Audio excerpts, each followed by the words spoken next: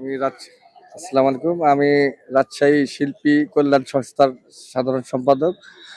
আমরা এসেছি আমাদের মাননীয় প্রধানমন্ত্রীর কৃতজ্ঞতা জ্ঞাপন করতে এবং আমাদের যে রাজশাহী মহানগরের প্রশাসক হিসেবে মাহফুজুর রহমান লিটন ভাইকে প্রশাসক দেওয়াতে আমরা অত্যন্ত খুশি হয়েছি এবং তার নির্দেশে সকল নেতাকর্মী আমরা রাজশাহী থেকে এখানে শহীদ প্রেসিডেন্ট জিয়াউর রহমানের মাজারে আমরা এসেছি।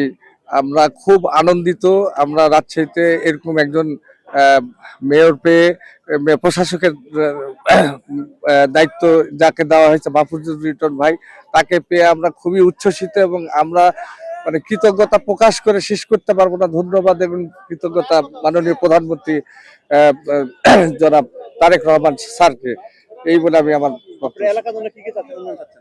আমরা এলাকার জন্য সবচেয়ে এখন যেটা আমাদের বড় মানে সমস্যা, সেটা হচ্ছিল নগর উন্নয়নের সবচেয়ে বড় সমস্যা হলো মশক নিধন। মশার বিষয়টা এই কয়েক বছরে মশার কোনো ধরনের কোনো উদ্যোগ নেওয়া হয়নি।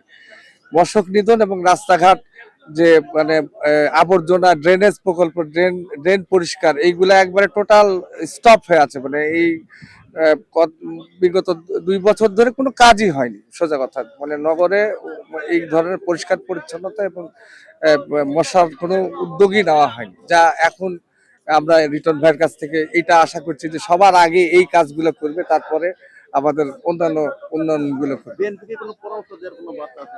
বার্তা একটাই যে মানে সবচেয়ে বড় আমাদের শান্তি, দেশে শান্তি থাকবে। সব জিনিসপত্রের দাম মূল্য যেরকম তারেক রহমান স্যারকে ধন্যবাদ যে তেলের দামটা না বাড়ানোর কারণে মূল্য স্থিতিশীল আছে।